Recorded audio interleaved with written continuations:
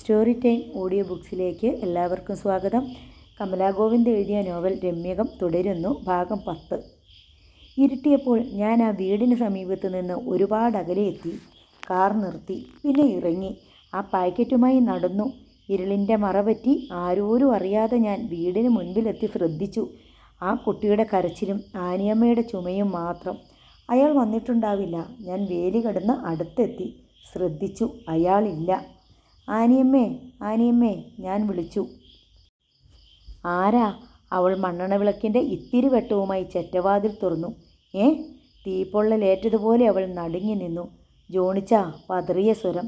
ഞാൻ ആ പാക്കറ്റ് ഉള്ളിൽ വെച്ചു. ഇത് നിൻ്റെ കുട്ടിക്കുള്ളതാണ്, ഞാൻ പറഞ്ഞു. നിനക്ക് എന്നോട് തരുമ്പോ സ്നേഹമെങ്കിലും ഉള്ളിലുണ്ടെങ്കിൽ നീ ഇത് സ്വീകരിക്കണം. കുഞ്ഞിന് കൊടുക്കണം, അല്ലെങ്കിൽ നിൻ്റെ കന്നിക്കുരുന്ന് മരിച്ചു പോകും. അവൾ സ്തബ്ധയായി നിന്നു. ഞാൻ തിരിച്ചു നടന്നു. അവൾ അത് സ്വീകരിച്ചിരിക്കണം, കുട്ടിക്ക് കൊടുത്തിരിക്കണം. കാരണം പിറ്റേന്ന് ഞാൻ ആ കുഞ്ഞിനെ കാണുമ്പോൾ അത് കരയുന്നുണ്ടായിരുന്നില്ല. അതിൻ്റെ വയർ വല്ലാതെ വീർത്തിരുന്നു. ചുള്ളിക്കമ്പിന്മേൽ വലിയൊരു ബലൂൺ വീർത്തു നിൽക്കും പോലെ.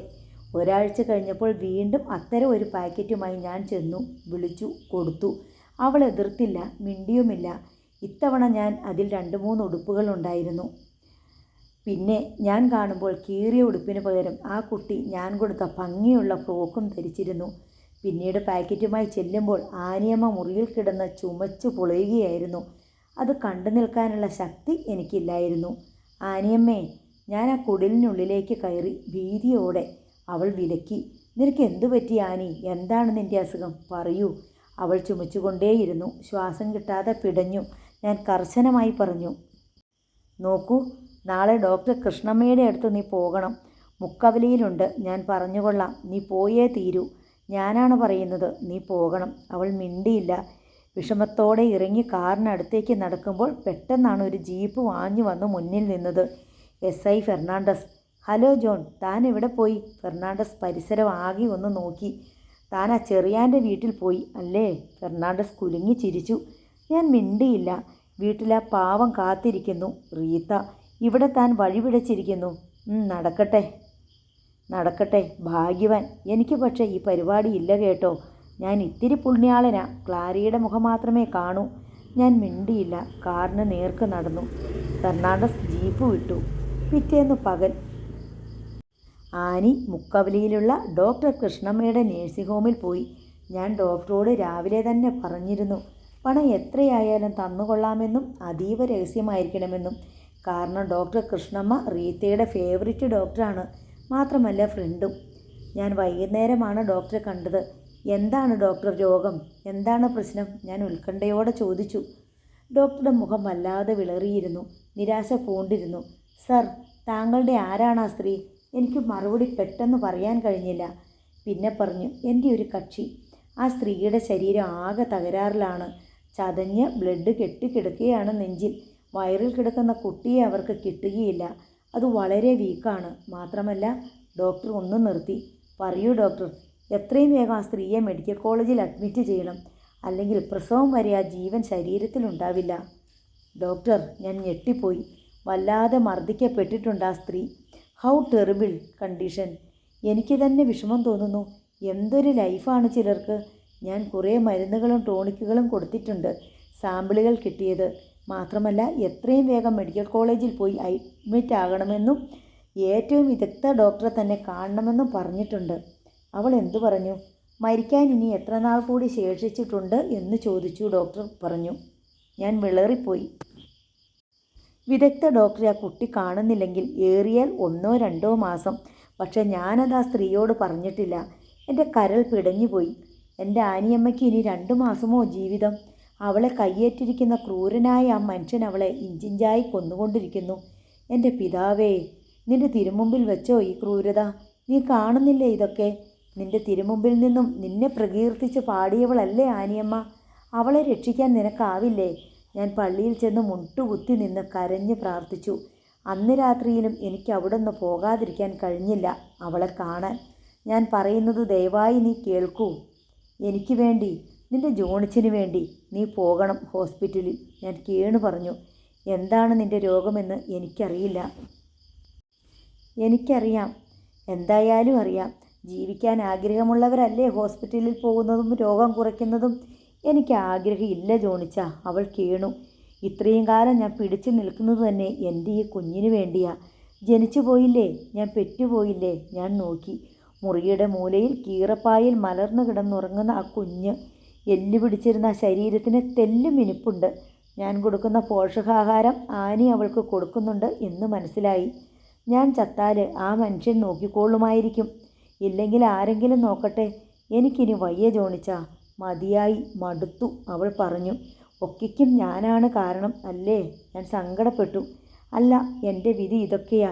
അത് ജോണിച്ചൻ വിചാരിച്ചാലും മാറ്റാൻ പറ്റത്തില്ല, അവൾ പറഞ്ഞു. എനിക്ക് ജോണിച്ചനോട് ദേഷ്യമില്ല, പിണക്കമില്ല. എനിക്കെൻ്റെ ദൈവത്തിനെ അറിയില്ലേ? എൻ്റെ ഹൃദയം ത്രസിച്ചു. എൻ്റെ മനസ്സ് എത്രയേറെ വേദനിക്കുന്നു എന്നറിയാമോ നിൻ്റെ ഈ സ്ഥിതി കണ്ടിട്ട്? സാരമില്ല, സാരമില്ല. മരിച്ചങ്ങ് ചെന്നാലും എൻ്റെ ആത്മാവ് പോലും എന്നും മന്ത്രിക്കുക ജോണിച്ചൻ്റെ പേരായിരിക്കും. അവളുടെ കണ്ണുകൾ തുളുമ്പി. അതൊന്ന് തുടച്ചു നീക്കാൻ, ആ മുഖമൊന്ന് നെഞ്ചിലമർത്തി ആശ്വസിപ്പിക്കാൻ ഞാൻ കൊതിച്ചു. പക്ഷെ കഴിഞ്ഞില്ല, ചെയ്തില്ല. ഞാൻ എത്ര പറഞ്ഞിട്ടും അവൾ അടുക്കുന്നില്ലെന്ന് കണ്ടപ്പോൾ വിഷമത്തോടെ ഞാൻ എണീറ്റു. മെല്ലെ ചെറ്റവാതിൽ തുറന്നു. അവിടെ ഒരു പന്തം ജ്വലിച്ചു നിൽക്കും പോലെ ചെറിയാൻ. ഒരു പിശാചിനെ തൊട്ടുമുൻപിൽ കണ്ടാൽ എന്നതുപോലെ ചെറിയാനെ കണ്ട് ഞാൻ ഞെട്ടി വിറച്ചുപോയി. ഒരിക്കലും പ്രതീക്ഷിക്കാത്ത ഒരു സംഗമം. എന്നെപ്പോലെ ഒരാൾ രാത്രി നേരത്ത്, പുരുഷന്മാരില്ലാത്ത സമയത്ത് ഒരു വീട്ടിൽ കയറുന്നത് എന്തിന്? പ്രത്യേകിച്ച് ഒരു സ്ത്രീ മാത്രം താമസിക്കുന്ന വീട്ടിൽ. സംശയിക്കാനില്ല. മാത്രമല്ല, ഞാൻ ആഗ്രഹിച്ച് നടന്നവനാണ്, അതും അയാൾക്കറിയാം. വിവാഹിതനായെങ്കിലും എൻ്റെ ആഗ്രഹങ്ങൾ ഇനിയും തീർക്കാമല്ലോ. അയാൾ എന്നെ തുറിച്ചു നോക്കി. മദ്യം ചൂപ്പിച്ച കണ്ണുകളായിരുന്നു അയാൾക്ക്. മുഖത്ത് ചെറിയ പാടുകളുള്ള അയാൾക്ക് ഇപ്പോൾ ഒരു 40-ലധികം വയസ്സ് പ്രായമുണ്ടാകും. ആനിയമ്മയ്ക്ക് 23 ഉണ്ടാകും. 23-കാരിയുടെ വികാരങ്ങൾ ഒരു 40-കാരന് മനസ്സിലാകുമോ? പോരാഞ്ഞിട്ട് ഈ ഗജപൂക്രി. അയാൾ പല്ല് കടിച്ചു. എന്നെ തുറിച്ചു നോക്കിയ ചുവന്ന ആ കണ്ണുകളിൽ നിന്നും തീ ചീറ്റി. എനിക്ക് പൊള്ളി. അയാൾ അവിടെ നിന്ന് ഒന്നുറക്കെ വിളിച്ചു കൂവിയാൽ 4-5 പേരെങ്കിലും ഓടിക്കൂടും. പിന്നെ ഞാൻ ആരാകും? എന്തായിരിക്കും എൻ്റെ അഭിമാനം? കാരണം ഞാൻ അകത്തും അയാൾ പുറത്തുമാണ്. പലതവണ ഞാൻ ആനിയമ്മയെ കാണാനും സംസാരിക്കാനും ഈ സമയം തിരഞ്ഞെടുത്തിട്ടുണ്ട്. നാളിതുവരെ ആരും കണ്ടിട്ടില്ല, ആരും. പക്ഷെ ആരും കാണരുതെന്ന് ഉറച്ചു ആഗ്രഹിച്ചിരുന്നുവോ? അയാൾ മാത്രം ഇതാ മുൻപിൽ. ന്യായീകരിക്കാൻ, രക്ഷപ്പെടാൻ ഒരു പഴുതുമില്ലാത്ത വിധത്തിൽ. ചെറിയാൻ വീണ്ടും പല്ല് കടിച്ചപ്പോൾ ആനി എനിക്ക് പിന്നിൽ നെഞ്ചിൽ കൈവച്ച് നിലവിളിച്ചു. എൻ്റെ പിതാവേ! ഓഹോ, ഞാനില്ലാത്തപ്പോൾ കൃഷി ഇവിടെയാണല്ലേ? ചെറിയാൻ ക്രൂരമായി ചിരിച്ചു. കൊള്ളാം, എൻ്റെ കെട്ടിയോള് കൊള്ളാം. അവൾക്ക് പേടിയായിരിക്കും ഒറ്റയ്ക്ക് കിടക്കാൻ. ചെറുപ്പം മുതലേ കൂടെ കിടന്ന് ശീലിച്ചോളല്ലേ അവള്. ഞാൻ മരവിച്ച് നിൽക്കുകയാണ്. ആമ്പർന്നോനില്ലാത്ത വീട് തോറും നടന്ന പെമ്പ്രോത്തിമാർക്ക് കൂട്ടുകിടപ്പാണ് വക്കീലങ്ങുന്നിൻ്റെ പണി അല്ലേ? കേൾക്കാൻ കൊള്ളാത്ത, പറയാൻ കൊള്ളാത്ത വാക്കുകളായിരുന്നു പിന്നീട്. അയാൾ വാതിൽക്കൽ നിന്നൊന്ന് മാറിയിരുന്നെങ്കിൽ എനിക്ക് പോകാമായിരുന്നു, ഇറങ്ങി ഓടാമായിരുന്നു. ഞാൻ വിയർത്തു കുളിച്ചു. നിൽക്കുന്ന നിൽപ്പിൽ മരിച്ചു വീഴാൻ ആഗ്രഹിച്ചു. മെല്ലെ ഞാൻ പുറത്തേക്ക് ഒരു കാൽ വയ്ക്കാൻ ശ്രമിച്ചു. അയാളെ തട്ടി മാറ്റിയിട്ടായാലും പോകണം. നില്ല്, അങ്ങനങ്ങ് പോയാലോ? ഞാനില്ലാത്തപ്പോൾ എൻ്റെ പെമ്പർന്നോരെങ്ങനാ വക്കീൽ സാറിനെ വിടുന്നത്? പറഞ്ഞതും ചെവി പൊട്ടുന്ന ചീത്ത പറഞ്ഞുകൊണ്ട് അയാൾ എന്നെ കടന്നു പിടിച്ചു. എൻ്റെ കഴുത്തിന് തന്നെ. ലോറി ഓടിക്കുന്ന തഴമ്പിച്ച കരങ്ങൾ, ഇഷ്ടത്തിന് തിന്നും കുടിച്ചും മതിച്ചും നടക്കുന്ന ആരോഗ്യമുള്ള ശരീരം. അയാളുടെ പിടിയെന്ന് വിടുവിക്കാൻ ഞാൻ സർവ്വശക്തിയും ഉപയോഗിച്ചു. വിട് ജോണിച്ചനെ വിട്. ആനി ഇടയ്ക്ക് ചാടി. അയാൾ അവളെ തട്ടി മാറ്റി. അവൾ വേച്ചു വീണു. എന്നെ ജാമ്യത്തിലിറക്കും നീ അല്ലേടാ പട്ടി? ഇതിനാണോടാ എന്നെ ജാമ്യത്തിലിറക്കിയത്? ഞാൻ നിൻ്റെ ആരാ? പറയടാ. എൻ്റെ കെട്ടിയോളുടെ ശരീരം കണ്ടിട്ടല്ലേടാ പട്ടി എന്നെ നീ ജാമ്യത്തിലിറക്കിയത്? തെണ്ടിത്തരം ചെറിയാനോട് കാട്ടുന്നവനെ ചെറിയാൻ വെറുതെ വിടത്തില്ലടാ. അയാൾ ആക്രോശത്തോടെ എന്നെ പിടിച്ചു ഉലച്ചു. ഞാൻ വല്ലവിധേനയും കുതറി മാറി. ഇടയ്ക്ക് ചാടി വീണ ആനിയെ പിന്നെയും അയാൾ തട്ടിയെറിഞ്ഞു. ഇത്തവണ അവൾ ചെന്ന് വീണത് ഉറങ്ങിക്കിടന്ന കുഞ്ഞിൻ്റെ അടുത്ത്. കയ്യോ കാലോ തട്ടിയിട്ടുണ്ടാകണം. ആ കുട്ടി ഉണർന്നു. അത് അലറി നിലവിളിക്കാൻ തുടങ്ങി. ഞാനും ചെറിയാനും കുടിലിനുള്ളിലെ ചാണകം മെഴുകിയ തറയിൽ കിടന്ന് ഉരുണ്ടു മറിഞ്ഞു. പരസ്പരം മാന്തി അടിച്ചു ഇടിച്ചു. എന്നേക്കാൾ പ്രായം ഏറെയുണ്ട് ചെറിയാന്. പക്ഷെ എന്നേക്കാൾ ഇരട്ടി ശക്തിയായിരുന്നു അയാൾക്ക്. തമ്മിൽ അടിപിടി കൂടുമ്പോഴും ആക്രോശിക്കുമ്പോഴും മുക്രയിടുമ്പോഴും ഞാൻ പ്രാർത്ഥിക്കുകയായിരുന്നു, ആരും വരല്ലേ. ഈ ശബ്ദം ശ്രദ്ധിച്ച് ആരെങ്കിലും കടന്നു വന്നാൽ തകരുന്നത് തൻ്റെ അഭിമാനമോ സൽപ്പേരോ മാത്രമല്ല, ജീവിതം അപ്പാടെയാണ്. റീത്ത അവളിത് സഹിക്കുമോ? എങ്ങനെയെങ്കിലും അയാളെ കീഴ്പ്പെടുത്തിയിട്ട് ഇറങ്ങി ഓടണം, അതായിരുന്നു എൻ്റെ പ്ലാൻ. പക്ഷേ എന്നെ കൊല്ലുകയായിരുന്നു അയാളുടെ ലക്ഷ്യം. മൽപ്പിടുത്തത്തിനിടയിൽ എങ്ങനെയോ അയാൾ ഒരു വെട്ടുകത്തി കൈക്കലാക്കി. മുറിയുടെ മൂലയിൽ കിടന്നതാകാം. അതുമായി അയാൾ പലതവണ ഓങ്ങി. ഞാൻ ആ കയ്യിൽ തന്നെ ബലമായി പിടുത്തമിട്ടു. കുറേ സമയമായപ്പോൾ എൻ്റെ കൈയും ഞാനും തളരാൻ തുടങ്ങി. ഈറ്റപ്പുലിയെപ്പോലെ മുക്രയിട്ട് അയാൾ ആ കത്തി എൻ്റെ കഴുത്തിൽ വയ്ക്കാൻ ശ്രമിക്കുകയാണ്. ഞാൻ വല്ലാതെ തളർന്നു, കുഴഞ്ഞു, വിഷമിച്ചു. ഒരുപക്ഷെ വീണു പോകുമായിരുന്നു. വീണാൽ ആ കത്തി എൻ്റെ കഴുത്തിൽ അമരുമായിരുന്നു. ആ സമയത്ത് കേട്ടു അയാളുടെ അമർത്തിയ നിലവിളി, വെട്ടുകത്തി താഴെ വീഴുന്ന സ്വരം. തളർന്ന മിഴികൾ ഉയർത്തി ഞാൻ നോക്കി. കൈത്തണ്ടയിൽ നിന്നും ചീറ്റുന്ന രക്തവുമായി ചെറിയാൻ നിന്ന് തിരിയുന്നു. എടീ! പ്രതികാര ദുർഗിയെപ്പോലെ ഒരു കത്തിയുമായി ആനി നിൽക്കുന്നു. കറുക്കത്തിയാണ്, തിളങ്ങുന്ന വായത്തലയുള്ള കത്തി. ചെറിയാൻ അവൾക്ക് നേരെ ചാടിയതിൽ അവൾ ആ കത്തിയോങ്ങി വീണ്ടും വെട്ടി. ഇക്കുറി കഴുത്തിൽ തന്നെ. ചോര ചീറ്റിയൊഴുകി. അയാൾ ഒന്നമറി, കറങ്ങിത്തിരിഞ്ഞ് വീണ്ടും അവളുടെ നേർക്ക്. പക്ഷേ അടുത്തെത്തും മുൻപ് ആനി വീണ്ടും ആ കത്തി ഓങ്ങി. ഇത്തവണയും കഴുത്ത് മുറിഞ്ഞു. അവളെ തടയണമെന്നും ചെറിയാനെ പിടിച്ചു മാറ്റണമെന്നുമൊക്കെ എനിക്ക് തോന്നി. പക്ഷേ അനങ്ങാൻ കഴിഞ്ഞില്ല. ആനി, അരുത്, മനസ്സ് വിളിച്ചു പറഞ്ഞു. പക്ഷെ പുറത്തേക്ക് ശബ്ദമില്ലായിരുന്നു. ആനി ഒരിക്കൽ കൂടി വെട്ടി, സർവ്വശക്തിയും സംഭരിച്ച്. ഇത്തവണ ചെറിയാൻ വീണു. താഴെ വീണ് കിടന്ന അയാൾ പിടച്ചു. രക്തം തറയിൽ പരന്നൊഴുകി.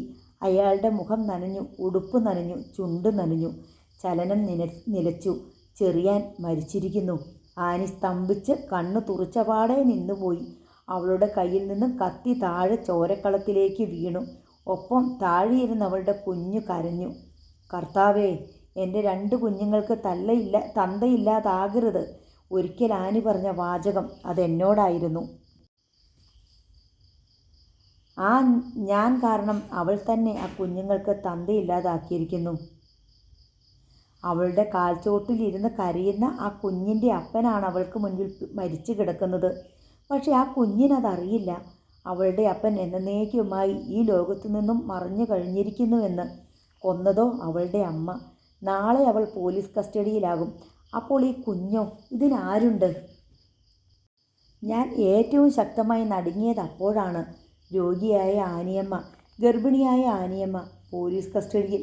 അവളുടെ 2 വയസ്സ് കഴിഞ്ഞ പിത്തശൂലം പിടിച്ച ഈ കുഞ്ഞിനെ ആര് നോക്കും? ആനിയമ്മയുടെ ബന്ധത്തിലോ ചെറിയാൻ്റെ ബന്ധത്തിലോ ആരുമില്ല ആ കുഞ്ഞിനെ ഏറ്റെടുക്കാൻ. ആരെങ്കിലും ഉണ്ടെങ്കിൽ തന്നെ അവർ തയ്യാറുമാകില്ല. ചെറിയാൻ അത്രയ്ക്ക് ക്രൂരനായിരുന്നു, ദുഷ്ടനായിരുന്നു. അവരോട് പോലും നന്നായി പെരുമാറിയിട്ടില്ല.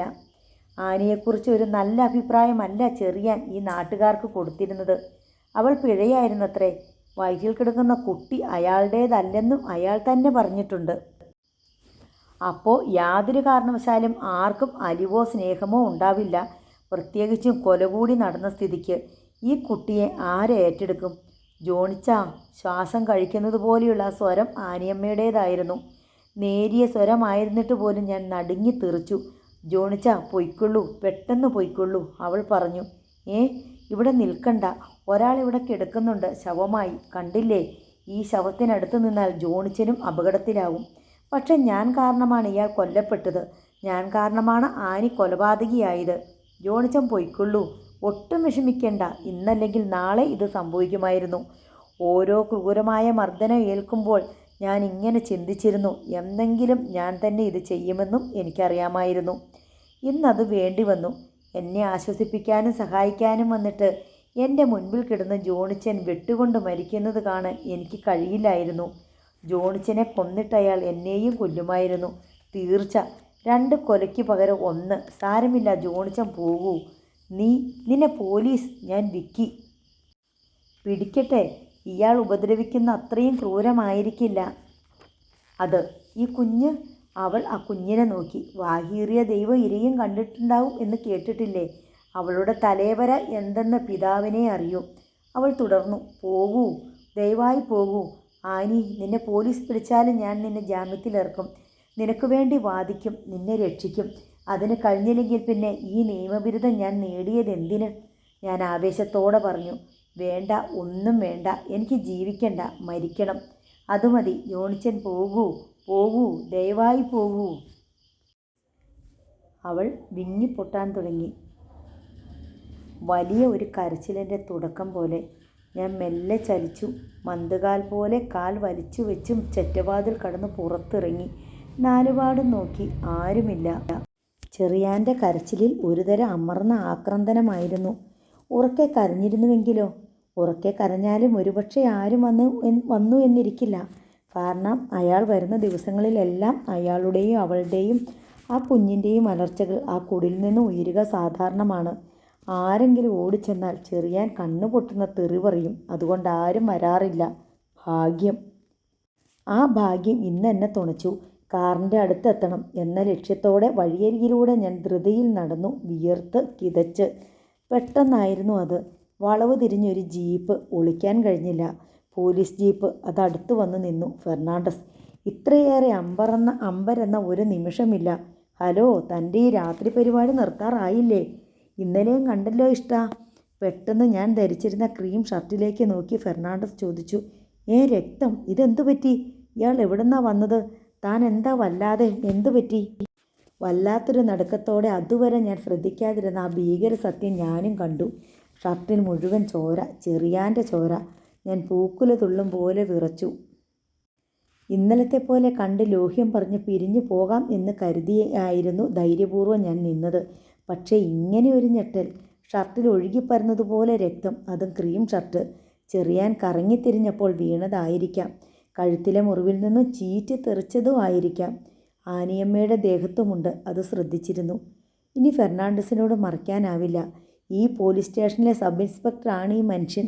നാളെ ചെറിയാൻ്റെ കൊലപാതകം പുറത്തറിയുമ്പോൾ, ആനിയമ്മയുടെ അറസ്റ്റ് നടക്കുമ്പോൾ തൻ്റെ ഈ വരവ് ഫെർണാണ്ടസ് ഓർക്കും തീർച്ച.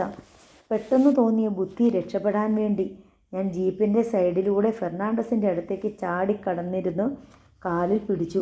ഫെർണാണ്ടസ്, എന്നെ രക്ഷിക്കണം. തനിക്ക് മാത്രമേ എന്നെ രക്ഷിക്കാനാവൂ. അല്ലെങ്കിൽ എല്ലാം തകരും, എല്ലാം. എന്താ ജോൺ? ഞാൻ അവിടെ ചെന്നപ്പോൾ പെട്ടെന്ന് ചെറിയാൻ വന്നു. ഞങ്ങൾ തമ്മിൽ മൽപ്പിടുത്തം നടത്തി. ഒടുവിൽ ഞാൻ നിർത്തി. ഒടുവിൽ അയാൾ മരിച്ചു. മരിച്ചു? ഫെർണാണ്ടസ് എന്നെ തറപ്പിച്ച് നോക്കി. ഞാൻ ആകെ പരവശനായി കേണു. ഫെർണാണ്ടസ്, അറിഞ്ഞുകൊണ്ടല്ല, വേണ്ടി വന്നു. എൻ്റെ ജീവൻ നഷ്ടപ്പെടാതിരിക്കാൻ താൻ എന്നെ രക്ഷിക്കണം. ആനിയുടെ പേര് ഞാൻ മനഃപൂർവ്വം പറഞ്ഞില്ല. താൻ എന്നാ പറയുന്നത്? ഫെർണാണ്ടസ്, എൻ്റെ ജോലി, കരിയർ, ഭാവി ഒക്കെ. ഞാൻ കരയുകയായിരുന്നു. ഫെർണാണ്ടസ് ദീർഘമായി ആലോചിച്ചു. ഒടുവിൽ ചോദിച്ചു, ആ പെണ്ണുമ്പിള്ള അവിടെയുണ്ട്. അല്ല, അവർ ശല്യം ചെയ്യുമോ? ഇല്ല, ഉറപ്പ്. ശരി, നോക്കാം. ഫെർണാണ്ടസ് പുറത്തിറങ്ങി എന്നോടൊപ്പം നടന്നു. ഞങ്ങൾ വീണ്ടും ആ കുടിലിന് മുന്നിലെത്തി. ആനിയമ്മേ, ഞാൻ വിളിച്ചു. അവൾ വാതിൽ തുറന്നു. അവളുടെ തോളിൽ കുട്ടിയുണ്ട്. അത് കരച്ചിലടക്കി ഉറങ്ങാൻ ശ്രമിക്കുന്നു. ഫെർണാണ്ടസ് കണ്ടു. മണ്ണെണ്ണ വിളക്കിൻ്റെ വെളിച്ചത്തിൽ താഴെ തറയിൽ കിടക്കുന്ന ആ രൂപത്തെ, തുറിച്ചു നിൽക്കുന്ന കണ്ണുകളെ. ആനിയമ്മ ഫെർണാണ്ടസിനെ കണ്ട് വല്ലാതെ ഞെട്ടി. അയാൾ പോലീസ് വേഷത്തിൽ തന്നെയായിരുന്നു. എന്താടി നിൻ്റെ പേര്? ഫെർണാണ്ടസ് അവളോട് ചോദിച്ചു. ആനിയമ്മ, അവൾ പറഞ്ഞു. ആനിയമ്മ, കൊള്ളാം. നിൻ്റെ കഴുത്തിൽ മിന്നു കെട്ടിയത് കൊണ്ട് ഒരുത്തൻ ആയുസെത്താതെ ചത്തു കിട്ടി. ഫെർണാണ്ടസ് അവളെ രൂക്ഷമായി നോക്കി. അവൾ വിഷമത്തിലായി. മൂലയിൽ ചുരുട്ടി വെച്ചിരുന്ന ഒരു പായ ചൂണ്ടി ഫെർണാണ്ടസ് പറഞ്ഞു. അതിങ്ങോട്ട് നിവർത്തിയിടറി. ആനി ഭയന്നും എന്നെ നോക്കി. ഞാൻ കണ്ണു കാട്ടി.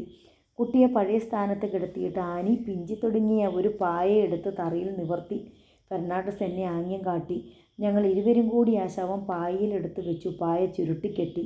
ഫെർണാണ്ടസ് ആനിയമ്മയുടെ നേർക്ക് വിരൽ ചൂണ്ടി ഗൗരവത്തിൽ പറഞ്ഞു. നീ കാരണമാണ് നിൻ്റെ കെട്ടിയോൻ തുലഞ്ഞത്. അതുകൊണ്ട് ഈ വിവരം പുറത്ത് ഒറ്റ കുഞ്ഞിനോടും മിണ്ടിപ്പോകരുത്. നിൻ്റെ കെട്ടിയോൻ ഇന്നിവിടെ വന്നിട്ടില്ല. പണിസ്ഥലത്തു നിന്ന് എവിടെയോ പോയി. മനസ്സിലായോ? അവൾ മിഴിച്ചപടി തലയാട്ടി. പറഞ്ഞതിന് വിപരീതമായി ചെയ്താൽ നിന്നെയും ആ നരുതിനെയും കൂടി ആ തെമ്മാടിയുടെ കൂടെ പറഞ്ഞയക്കും, കേട്ടല്ലോ? അവൾ അപ്പോഴും തലയാട്ടി. ഞാനും ഫെർണാണ്ടസും കൂടി ചെറിയാൻ്റെ ആ ശരീരം പൊക്കിയെടുത്ത് പുറത്തിറങ്ങി. വഴിയിലിറങ്ങാതെ വഴിയരികിലുള്ള പറമ്പിലൂടെ ആയാസപ്പെട്ട് ഞങ്ങൾ ജീപ്പ് കിടക്കുന്നിടത്തെത്തി. ജീപ്പിന് പിന്നിലേക്ക് ആ ശരീരം ഇട്ടു. ജീപ്പ് വിട്ടുകഴിഞ്ഞപ്പോഴാണ് ഫെർണാണ്ടസ് ചോദിച്ചത്, എന്തു ചെയ്യും? ഞാൻ മിണ്ടിയില്ല. വല്ല ആറ്റിലും താഴ്ത്തിയാൽ പൊങ്ങി വരും. എങ്ങനെയെങ്കിലും, ഫെർണാണ്ടസ് പറഞ്ഞു. ഒരു കടലോ കൊക്കയോ അടുത്തെങ്ങുമില്ല. ഉടനെ എങ്ങും ഈ ശരീരം ആരും കണ്ടെത്തരുത്. എന്താ വഴി? അപ്പോഴാണ് ഞങ്ങൾ പള്ളിക്ക് മുൻപിലൂടെ പാസ് ചെയ്തത്. ഐഡിയ, ഫെർണാണ്ടസ് പറഞ്ഞു. സിമിത്തേരിയിലെ ഏതേലും കല്ലറയ്ക്കുള്ളിൽ വയ്ക്കാം. എന്താ? ദൈവവചനം പോലെ ഫെർണാണ്ടസ് പറയുന്നതൊക്കെ അനുസരിക്കാനേ എനിക്ക് കഴിഞ്ഞുള്ളൂ. ഞാൻ തലയാട്ടി. സെമിത്തേരിയിലേക്ക് ഞങ്ങൾ ആ ശവം എടുത്തു. സെമിത്തേരിയിലെത്തിയപ്പോൾ പെട്ടെന്ന് ഞാൻ പറഞ്ഞു, ഞങ്ങളുടെ കുടുംബക്കല്ലറയുണ്ട്, അതിലാരെയും അടുക്കിയിട്ടില്ല, അതിലിടാം. ആലോചനയോടെ ഞാൻ തുടർന്നു, ഇനിയിപ്പോൾ ഇതിലടക്കം ചെയ്യാനുള്ളത് ഞാനും റീത്തയുമാണ്. ആദ്യം ഞാനാണ് മരിക്കുന്നതെങ്കിൽ പ്രശ്നം തീർന്നു. കല്ലറ തുറക്കുമ്പോൾ പ്രതിയില്ലല്ലോ. റീത്തയ്ക്ക് വേണ്ടിയാണ് തുറക്കപ്പെടുന്നതെങ്കിൽ അപ്പോൾ നമുക്ക് മാനേജ് ചെയ്യാം. Okay John, okay. ജീപ്പിൽ നിന്നും എടുത്ത ചില ഉപകരണങ്ങൾ കൊണ്ട് വളരെ സമയം പ്രയോഗിച്ച് കല്ലറയുടെ മൂടി തെല്ല് നീക്കി. പിന്നെ ആ പായ്ക്കെട്ട് അതിനുള്ളിലേക്കിട്ടു മൂടി. ദീർഘമായി നിശ്വസിച്ചു. തിരികെ പോരും വഴിയരികിലെ പൈപ്പിൻ ചൂട്ടിൽ ഫെർണാണ്ടസ് വണ്ടി നിർത്തി. ഈ ഷർട്ട് ഊരി ഒന്ന് തിരുമിക്കുള്ളൂ, അതിൽ ചോരപ്പാട് വല്ലാതെ ഉണങ്ങണ്ട. ഞാൻ ഷർട്ട് ഊരി നനച്ച് തിരുമി. നനഞ്ഞ ഷർട്ട് സീറ്റിലിട്ടു. ഇന്ന് എൻ്റെ കൂടെ കൂടാം, നാളെ വീട്ടിൽ പോകാം, അതാണ് നല്ലത്. റീത്തയെ വിളിച്ച് പറയാം. ഞാൻ അതും സമ്മതിച്ചു. കുറേ ദൂരം ചെന്നപ്പോൾ എൻ്റെ കാറിലേക്ക് ഞാൻ കയറി. സമയം 2 മണിയായിരിക്കുന്നു. കാറും ജീപ്പും ഫെർണാണ്ടസ് താമസിക്കുന്നിടത്ത് എത്തി. ജീപ്പിലെ ഡ്രൈവർ സീറ്റിൽ കിടക്കുന്ന വലിയ ടർക്കി ഫെർണാണ്ടസ് എന്നെ പുതപ്പിച്ചു. പിന്നെ താങ്ങി പിടിച്ചുകൊണ്ട് ബെല്ലടിച്ചു. ക്ലാര വന്ന വാതിൽ തുറന്നു. ഫെബിയും ഫ്രിഞ്ചിയും ഉറങ്ങിയിരുന്നു. ഇതെന്താ? ക്ലാര അമ്പരന്നു. പുള്ളി ഏതോ പാർട്ടിയിൽ പങ്കെടുത്തു, ഇത്തിരി ഓവറാ. കാറ് വിടാൻ വയ്യ, റീത്ത ആകെ പ്രശ്നമുണ്ടാക്കും. ഇന്നിവിടെ കിടക്കട്ടെ, രാവിലെ പോകാം. ഷർട്ടിൽ അപ്പിടി ഛർദില്. ക്ലാര അത് വിശ്വസിച്ചു. ഫെർണാണ്ടസ് എന്നെ ഒരു മുറിയിലെത്തിച്ചു. കിടന്നോളൂ എന്ന ആംഗ്യം കാട്ടി വാതിലടച്ചു. എനിക്ക് ഉറങ്ങാനാവുമോ? ആനിയുടെ നിലപാടിനി എന്തായിരിക്കും? ചോരയിൽ കുളിച്ച അവളുടെ രൂപം, മുറിയിൽ പടർന്ന ചോര. ആരെങ്കിലും ഇതൊക്കെ കണ്ടുപിടിക്കാതിരിക്കുമോ? ചെറിയാൻ്റെ ആ തുറന്ന കണ്ണുകൾ ആ മുറിക്കുള്ളിൽ എത്തി നോക്കുന്നതായി എനിക്ക് തോന്നി. ഉറങ്ങാതെ നേരം വെളുപ്പിച്ചു. പുലർച്ചെ ഞാൻ വല്ലാതെ ഭയന്നു. പ്രത്യേക സാഹചര്യത്തിൽ കൊന്നുപോയി, എങ്കിലും മരിച്ചത് തൻ്റെ കെട്ടിയവനാണെന്ന് ആനിക്കറിയാം. മാത്രമല്ല ജനിച്ചതും ജനിക്കാതിരിക്കുന്നതുമായ കുഞ്ഞുങ്ങളുടെ അപ്പൻ. എന്തായിരിക്കും അവൾ പുലർച്ചയിലെടുക്കുന്ന നിലപാട്? ഉറങ്ങാതെ നേരം വെളുപ്പിച്ചു. ഫെർണാണ്ടസ് വാതിലിൽ മുട്ടി വിളിച്ചു. എന്തായിരിക്കും ഫെർണാണ്ടസിനുള്ള പുതിയ വാർത്ത? ആനി പോലീസിൽ കീഴടങ്ങി എന്ന് പറയാനാവുമോ വാതിലിൽ മുട്ടുന്നത്? ഞാൻ ആശങ്കയോടെ വാതിൽ തുറന്നു. പുഞ്ചിരിയോടെ ബെഡ് കോഫിയുമായി ഫെർണാണ്ടസ് മുമ്പിൽ, പിന്നിൽ ക്ലാരയും. ഇന്നലെ എന്തായിരുന്നു ഇടപാട്? ക്ലാര ചിരിയോടെ ചോദിച്ചു. വിഷമിക്കേണ്ട കേട്ടോ, രാത്രിയിൽ വിളിച്ച് റീത്തയെ വിവരം അറിയിച്ചിട്ടുണ്ട്. കക്ഷി ഭയന്നിരിക്കുകയായിരുന്നു. ഭയമൊന്നും വേണ്ട, ആളിവിടെയുണ്ട് എന്നറിയിച്ചിട്ടുണ്ട്. ഞാൻ ചിരിച്ചെന്ന് വരുത്തി. കാപ്പി തൊണ്ടയിൽ നിന്നിറങ്ങുന്നില്ല. ഫെർണാണ്ടസ് എൻ്റെ ഷർട്ടുമായി എത്തി. ഉണക്കി തേച്ച് മടക്കി. ക്ലാര കേൾക്കെ ഫെർണാണ്ടസ് പറഞ്ഞു, ഛർദിൽ വല്ലാതെ ഉണ്ടായിരുന്നു, അതുകൊണ്ട് നമ്മുടെ ശ്രീമതിയെ ഏൽപ്പിച്ചില്ല, ഞാൻ തന്നെ കഴുകി ഉണക്കി വെച്ചു. ഡോബിയേക്കാൾ ഇരട്ടി കൂലി തരണം. ഫെർണാണ്ടസ് ചിരിച്ചു. ക്ലാരയും. ചിരിക്കാൻ എനിക്ക് കഴിഞ്ഞില്ല. കൃതജ്ഞത കൊണ്ട് എൻ്റെ മനസ്സ് നിറഞ്ഞു. എങ്ങനെയാണ് ഇതിനൊക്കെ നന്ദി പറയുക? ഇത്രയും വിലപ്പെട്ട ഈ ഉപകാരത്തിന് ഞാൻ എന്ത് പ്രത്യുപകാരമാണ് നൽകുക? ഇറങ്ങുമ്പോൾ ഫെർണാണ്ടസ് പതിയെ പറഞ്ഞു, ജോൺ, ശാന്തനായിരിക്കുക. പ്രശ്നം ഒന്നും ഉണ്ടാകാൻ സാധ്യതയില്ല. ഉണ്ടായാലും ഞാൻ മാനേജ് ചെയ്തുകൊള്ളാം. ജോൺ ഒട്ടും ഭയപ്പെടരുത്.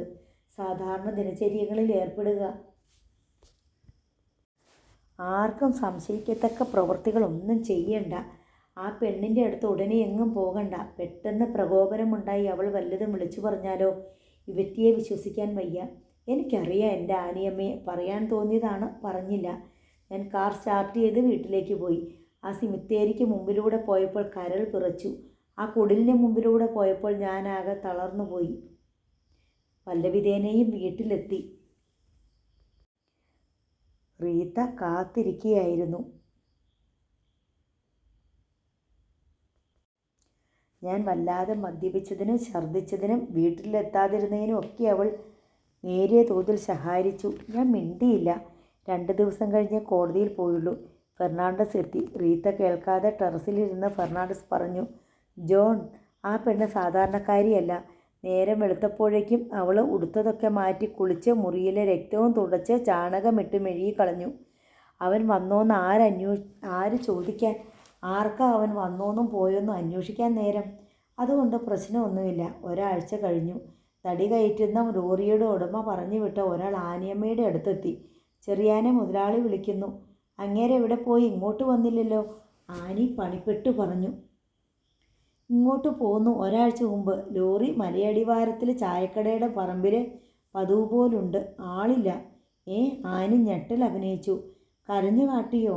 അയ്യോ, എൻ്റെ കുഞ്ഞിൻ്റെ അപ്പൻ എന്തിയേ? അവൾ നിലവിളിച്ചു. ഉറക്കെ ഉറക്കെ. വഴിയെ പോയവരും മറ്റുള്ളവരും ഓടിക്കൂടി. അവൾ വിവരം പറഞ്ഞ് അലമുറയിട്ടു. ആഹാ, വല്ലവരും തല്ലിക്കൊന്നോ? കയ്യിലിരിപ്പ് അങ്ങനെയാ, പിന്നെ കൊല്ലാണ്ടിരിക്കുമോ? ലോറി അവിടെ ഉണ്ടത്രേ. ഈ പ്രദേശത്ത് കണ്ടിട്ട് 2-3 ആഴ്ചയായി. വല്ല വഴിയും പോയി രക്ഷപ്പെട്ടിരിക്കും. കൊല്ലുമെന്നും പറഞ്ഞല്ലോ മറ്റവൻ്റെ ആൾക്കാർ നടക്കുന്നേ. ആരുടെ? ഇവൻ തട്ടിയില്ലേ ഒരുത്തനെ മലയിൽ?